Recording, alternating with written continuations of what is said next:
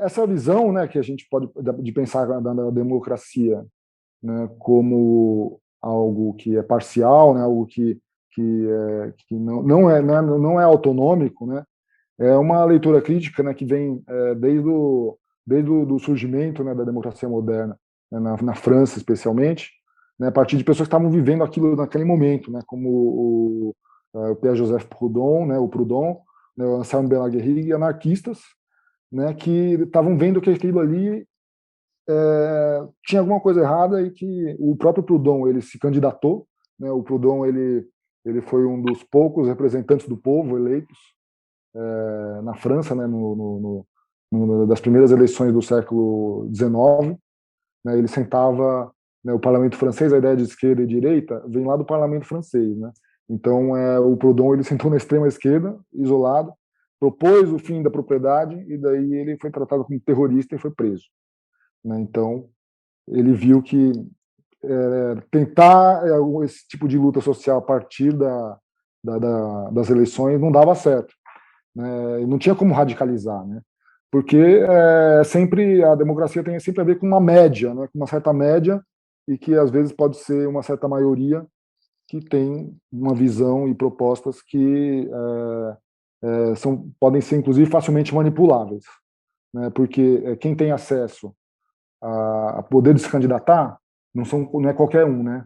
O próprio Proudhon ele mesmo foi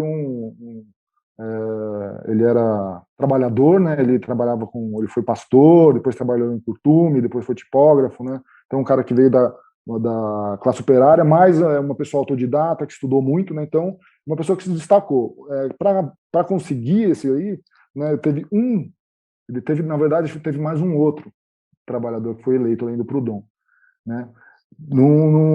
Isso num parlamento inteiro, né? Então, por quê? Porque quem consegue votos é quem tem fama, quem tem dinheiro para fazer campanha. O que acontece, né, quando a gente quando a gente se satisfaz com isso, muitas vezes a gente não percebe, né? A maioria das vezes a gente não se liga nisso, mas a gente está colocando as nossas vidas nas mãos dos outros, né? Está colocando a decisão das nossas vidas, de como a nossa vida vai enfim, quem vai viver e quem vai morrer, está nas mãos, né, no fim das contas, o Proudhon fala assim, nas mãos de um imbecil, né? Parece que ele estava prevendo alguma coisa. Mas, assim, de fato, ele estava falando de um dos Napoleões lá, o Napoleão o 2, o 2 ou 3, esqueci qual é. Mas, enfim, é isso, né? Um militarista heróico que atrai, mitômano que atrai atenção, né, do povo e da população, né, da opinião pública. Contra isso, né, contra esse tipo de, né, a democracia, a gente pensa, poxa, mas então como que a gente vai se organizar? Né? Se não vai ser pela democracia, né, como que a gente deve se organizar? A proposta dos anarquistas é pelo federalismo. Né? Então, assim, como que esse federalismo anarquista, o que a gente pode falar um pouco sobre esse federalismo anarquista na história do Brasil especificamente, né?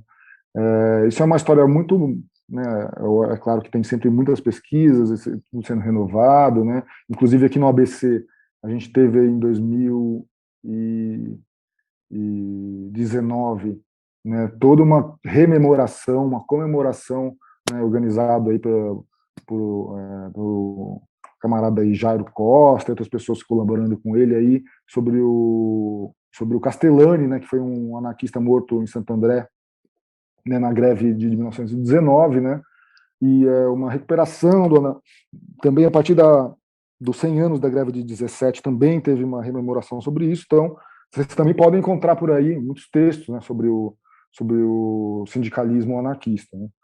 E o anarquismo dessa época, né, ele era organizado a partir de federações obreiras, né, então os sindicatos, eles eram sindicatos por categoria, né, mas também existiam sindicatos gerais, né, de trabalhadores em geral, e pequenos sindicatos se juntavam, formavam federações, confederações, né, a gente teve a COB, né, que é a Confederação Operária Brasileira, né, e assim, o que esse tipo, né, o Camus, né, mas não só ele, né, como diversos outros anarquistas, mas o Camus não é anarquista, né, necessariamente, né, ele fala que que esse federalismo do sindicalismo anarquista foi o que garantiu, né, no século XX, tanto os direitos trabalhistas, né, o trabalho de 8 horas por dia, né, se a gente for pensar nas greves de Chicago, né, que foram também organizadas, né, pelo sindicalismo revolucionário, o sindicalismo anarquista, né, enfim, o sindicalismo federalista. Então, esse federalismo conseguiu, né, esse federalismo anarquista, inclusive aqui no Brasil, né, das lutas, né, tentativa de revolução no Rio de Janeiro, né, em 1920, né, isso tudo foi uma pressão muito grande, né, para pelos direitos da classe trabalhadora. Não tinha uma visão revolucionária, mas sem excluir a ideia de que há ganhos com direitos para a classe trabalhadora. E o que acontece no Brasil, né, a gente conhece a história do Getúlio Vargas, etc., né, e desde antes dele, né, que os anarquistas foram combatidos, né, foram mandados para fora do país, né, foram mandados para campos de concentração na Amazônia, foram mandados para prisões em ilhas, enfim, foram aniquilados até o ponto, né, que no final dos anos 30, né, o sindicalismo anarquista já não tinha tanta força assim, mas também não foram só aniquilados, mas a proposta, né, foi cooptada pelo governo, né, foi cooptada pela CLT, né, tudo isso que a gente viveu aí, né, que acabou recentemente, né, que está cada vez mais indo. Isso aí isso pode ser defendido como um resultado das lutas anarquistas, né? Então, por que então que será que a gente, né, num momento de crise, né, e o anarquismo, essas lutas, elas aconteceram num momento histórico que era o momento da reação, era o momento em que as forças da direita, da reação, né, do autoritarismo estavam mais fortes, né, assim como a gente está vivendo hoje, né? Será que a gente conseguiria fazer algo parecido, né, nesse momento?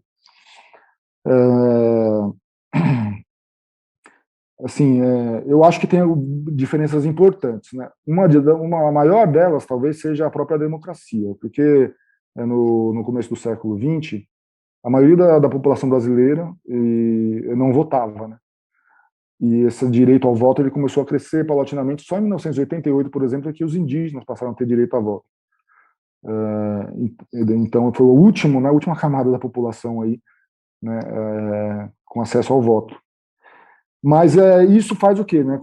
Isso faz com que a população possa se manifestar politicamente de uma outra forma. Né? Isso acaba amortecendo um pouco, né, o tipo de combatividade, né, que existia no sindicalismo anarquista e o tipo de mobilização que era possível, né, para a auto-organização. Né? E aqui no ABC, de certa forma, a gente vê aqui, né, eu vou estar falando do ABC porque daí eu vou falar da minha experiência, né, com a Casa da Lagartixa Preta. A gente teve uma história, né, forte aí também de sindicalismo, né, a partir dos anos 80, na verdade, a partir dos anos 60, né, mas que foi crescendo, né, e teve um marco, né, aqui na região, né, com o novo sindicalismo, né, que não é o sindicalismo anarquista, né, não é federalista, também não é comunista, né, porque os trotskistas que estavam na época aí, né, tem um trabalho interessante sobre isso, né, também posso indicar se tiverem curiosidade, mas os trotskistas que estavam na época eram minoria, né, os que a gente conhece, né, os grandes sindicalistas da época que a gente conhece, como o Lula, por exemplo, eles eram do setor mais moderado, né, desse novo sindicalismo, só que esse novo sindicalismo ainda teve alguma coisa, né, algumas heranças assim do anarcossindicalismo, principalmente, por exemplo, a greve geral, né? Assim, eu lembro, né, isso em 82, 83, né, que eu era pequeno e teve uma greve geral, né, que parou diversas categorias, né? Meus pais eram bancários e também estavam parando quando eu fui no sindicato pela primeira vez e tal, né, e isso é uma experiência aí que uma certa geração teve, né? Mas é que o processo, né, as coisas mudaram muito, né, com a ascensão da esquerda, né, na política local e nacional, né, que essas lutas, né, essas demandas, essa busca, né, de liberdade, né, podemos dizer, através da luta, ela foi se tornando cada vez mais eleitoral e também movimentos formas de computação, por exemplo, né, a gente teve aí diversas, o sistema, por exemplo, aí de editais que surgiu com o Ministério da Cultura, tudo isso que se espalhou para diversos outros âmbitos aí, né, e que hoje, né, a gente pode falar, poxa, mas isso está tá ajudando a financiar a gente aqui, né, isso ajuda diversas organizações e tal, mas esse sistema colocou, né, o acesso a diversas modalidades de organização aí como sendo chancelado e tendo que passar por uma burocracia do Estado. Então, é nesse contexto, né, que a Casa da Lagartixa Preta surge, né?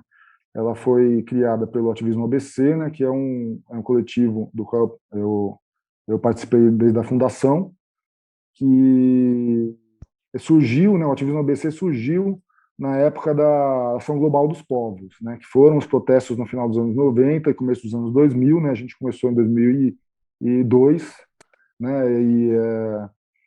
a partir de punks, de universitários, né, aqui do ABC, né, que a gente se juntava com o pessoal que organizava esses protestos, né, em São Paulo, né, e a gente começou a buscar depois uma atividade mais local, e a partir do momento em que esses protestos, né, que também eram, de certa forma, disputados pela esquerda eleitoral, a partir do momento da eleição do Lula, em 2002, né, esses protestos afundaram, né, meio que como que isso tivessem perdido, né, o seu sentido, e foi quando, né, o Ativismo ABC decidiu ter um espaço para colocar em prática experiências de autogestão, apoio mútuo, solidariedade, ecologia, né? Assim, o coletivo naquele momento não era anarquista, né? Apesar de ter maioria de pessoas anarquistas, a gente seguia os princípios da ação global dos povos. E a gente então buscou, a gente acabou, a gente passou um ano, dois quase assim, né? Para conseguir ter, né, condições de alugar a Casa da Lagartixa Preta. E a partir daí, então, a gente começou esse projeto, né, que era um projeto de uma busca de autogestão, né, e bastante nesse momento aí, né, bastante descrente, por exemplo, em relação às formas de lutas antigas como o sindicalismo, né, ainda mais porque muito, né, isso também tem um pouco com essa ideia de autonomia que a gente tem hoje, né, muitas das pessoas falam assim, a gente precisa abandonar o emprego, né, a gente tem que buscar formas de produção próprias, viver em ocupação, né, desde esse ponto até aquilo que estava falando no começo, né, de buscar uma terra no interior, coisas desse tipo, né. Mas, enfim, né, a Casa da Lagartixa Preta se manteve por 15 anos, né, com diversas experiências de solidariedade, né, e autogestão. E, assim, eu acho que a gente viveu um pico, não só a Casa da Lagartixa Preta, mas outras organizações, grupos anarquistas de São Paulo, do Brasil inteiro, assim, a gente viveu um pico talvez em 2014, né, mas, né, desde 2013, né, que as manifestações de rua voltaram, assim, a gente estava sentindo que as coisas não estavam indo bem. E a partir daí ainda veio crise econômica, né, aquelas manifestações de rua de 2013, elas surgiram, né, a partir de bandeiras anarquistas, né, assim, não sei se a gente pode concordar plenamente, né, que as propostas do MPL são ou não anarquistas, né, é uma proposta de transporte gratuito, enfim, mas tem essas bandeiras mais radicais do MPL, né, que motivaram aquilo, e depois, né, veio tantas outras coisas, né, mas eu não vou falar sobre isso, né, essa história é bem complicada, mas o que acontece então a partir daí as coisas vão ficando piores economicamente, né, e dentro da Lagartixa Preta a gente teve uma ruptura, né, mais ou menos em 2015, 2016, né, que foi quando questões mais relativas a elementos interseccionais de raça, classe e gênero, né, talvez a classe tenha sido um pouco esquecida, né, e essas questões elas estavam presentes, não falar, né, essas questões elas estavam sendo levantadas no Brasil inteiro, né, então que isso também tem a ver com a crise da democracia, uma certa ideia de democracia racial, né, que que vinha sendo criticada já, né, há muitos anos, né, mas que só a partir de muito tempo depois, né, começou a ter maneiras de combater, né, a farsa, né, da democracia racial, né, como cotas, por exemplo, né, tudo isso veio muito tarde, né, considerando, né, que o Brasil também foi o último país, né, da América, né, a validar, né, a libertação dos escravizados. O Brasil inteiro estava vivendo, né, um processo uma disputa, né, isso foi começando a surgir um racha, né, e posições reacionárias contra, né, essas outras expressões, né. Então, a partir daí também as coisas começaram a ficar difíceis também, a participação dessas pessoas, né, que estavam se tornando muito maior, né, estava se tornando muito maior na Casa da Lagartixa Preta, também, infelizmente, colaborou para as dificuldades, porque eram as pessoas mais afetadas, né, por essas opressões. E também a economia, etc., tudo isso prejudicou a gente a tal ponto, né, que mas nesse meio tempo, né, eu acho que a gente teve uma dificuldade, né, com essa ruptura que houve mais ou menos em 2015. A casa teve uma dificuldade de recuperar a formação dos seus membros, né, que a gente atraiu uma galera bem mais jovem, que conhecia a casa e tal, mas as pessoas antigas que restaram eram muito poucas, né, naquele momento eram só 3, que quando atraiu mais gente nova para participar, e essa nova geração não teve uma formação, né, da forma como não acompanhou toda a história, né, então sempre tem mudanças, né, mas uma das mudanças que eu acho que é muito, que infelizmente marca, né, é uma geração já acostumada com um governo de esquerda que faz as coisas pela população, ou que remunera a população para fazer, né, enquanto nós, lá na Casa da Lagartixa, tínhamos trabalho voluntário, né, e para trabalhar de forma voluntária também fica mais difícil ainda quando as pessoas não têm renda, né? Então o estudo foi levando a casa, né, a um fim, né? Mas eu acho que essa questão, né, é importante para pensar, né, que a casa também eu tinha uma questão pesada na gestão da Casa do Lagartixa Preta, porque é um espaço que é ao mesmo tempo público e doméstico, né? É um espaço público aberto a todos, pessoas mais impossíveis, né, entravam lá, né? A porta estava quase sempre aberta, né? Então o acesso não era restrito, né? Enfim, apesar de ser um lugar discreto, né? E essa mistura entre espaço público e privado foi difícil de gerir, né? Principalmente a questão da manutenção das condições domésticas da casa, né? E do próprio trabalho doméstico. Então eu estou falando isso, né, porque eu acho que isso colocou, para mim, né, na minha experiência, e eu acho que isso coloca também, pensando uma reflexão com as maneiras de constituir a autonomia, né, que a gente experimentou, e formas mais antigas, né, que talvez essa palavra não tivesse tão associada à autonomia, né, e ao mesmo tempo não era necessariamente, né, em algum sentido, porque do que a gente considera hoje como anarquismo autonomista ou autonomismo, porque, né, no sindicalismo o trabalhador ele vende a sua força de trabalho, né, enquanto que o autonomismo ele mira mais uma ideia de cooperativas, né, de a autogestão do próprio trabalho, né, não só apenas da organização política dos trabalhadores. Mas aí nesse ponto, né, eu acho que a gente pode ter, né, formas, né, se a gente souber, né, desenvolver essas formas, assim, formas de organização federalistas.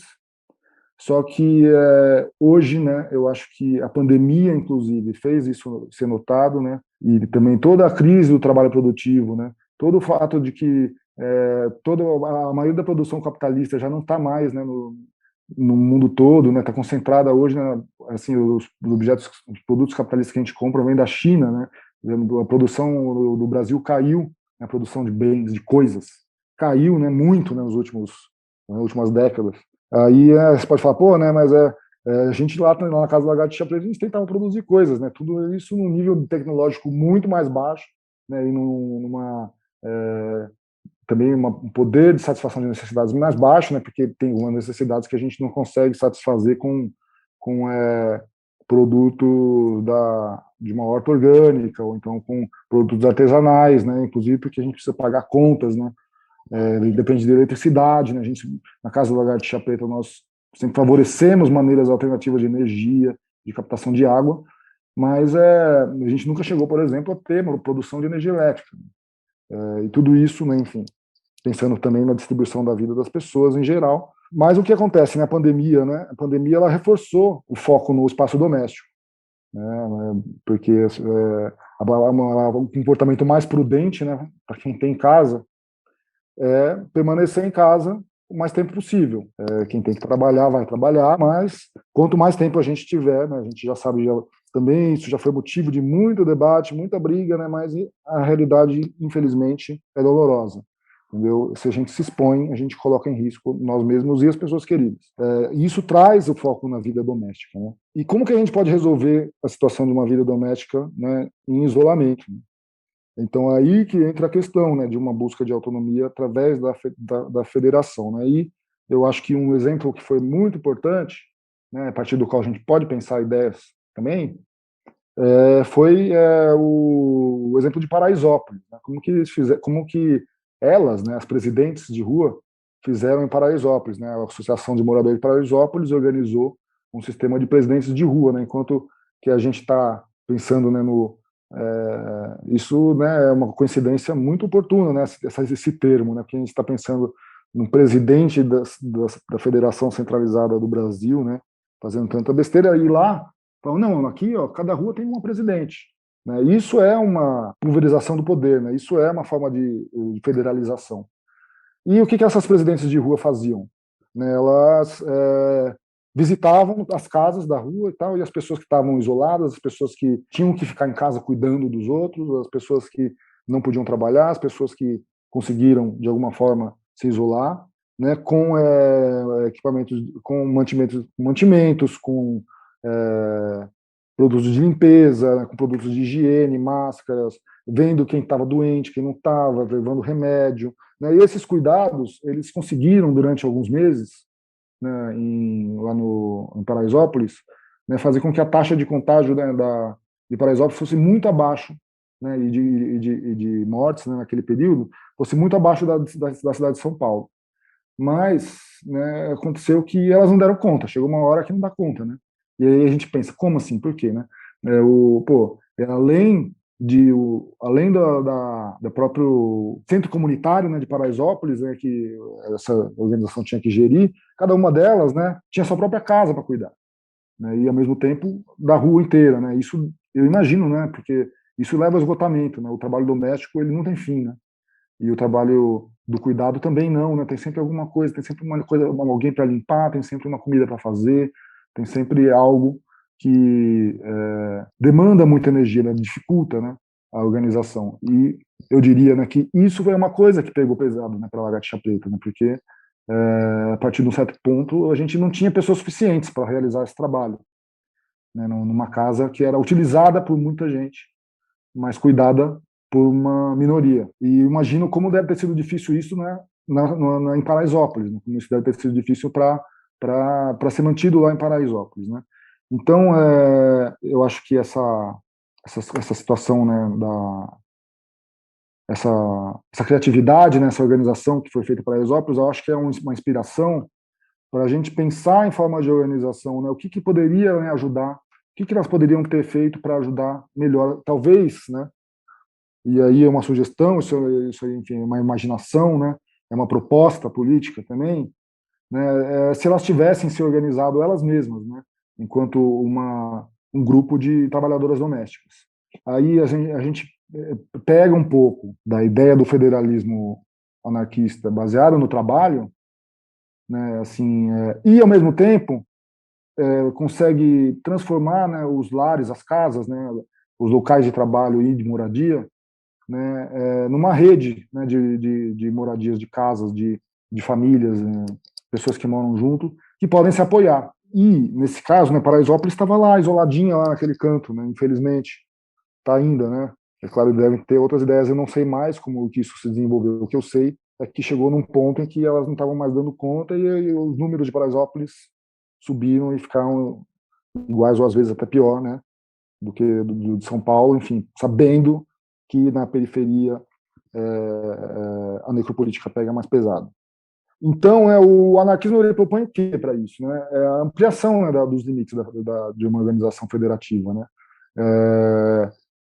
Poderia ser né, Esse grupo local poderia estar junto com outros mais próximos e outros mais próximos coligados num polo local, um polo regional. Esses poderiam estar ligados a outros grupos, né, no país e não só dentro do país, né?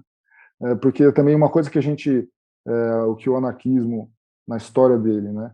A própria história do sindicalismo revolucionário, do anarquismo sindicalista, é baseada em movimentos transnacionais, né? Intercâmbio de pessoas de países diversos, pessoas que iam morar e iam se organizar no outro país, né? Isso aconteceu muito no Cone Sul, exatamente no mesmo período que os estados nacionais estavam surgindo nessa época. Em pouco tempo já tinha anarquista no Uruguai, já tinha anarquista na Argentina e no Brasil também, né? Mesmo na época da escravatura, já tinha anarquistas no Brasil. Na Casa da Lagartixa Preta, a gente viu também muito, né, essa transnacionalização, né, das relações. Né? A gente recebia pessoas, né, do mundo inteiro, literalmente, né, e principalmente da América do Sul. Né? E isso cria redes de apoio. Né? Essas redes de apoio, né, elas podem, por exemplo, né, numa situação de transnacional, numa situação de dificuldades num país, pode ser buscada no outro. Né? Então, também aí é outra questão para a gente pensar a situação que a gente está vivendo hoje nesse país. Né? Porque a gente fala, pô, esse país não existe mais, né? Pô, o pacto federativo já está ruindo, né? Assim, o Brasil acabou e tudo isso, né? Mas o mundo não se resume ao país, né? O mundo, a realidade não se resume a uma situação nacional, né? Eu acho muito difícil, né, que o Brasil vá se fragmentar. Seria prejudicial para os próprios estados, né? Apesar de muita gente falar assim, vocês aí que falam que o Sul é seu país, pode se separar, mas isso aí seria muito ruim, né? Inclusive para populações lá mesmo, para populações oprimidas desses locais. Né? Então, para a economia, para as elites, né?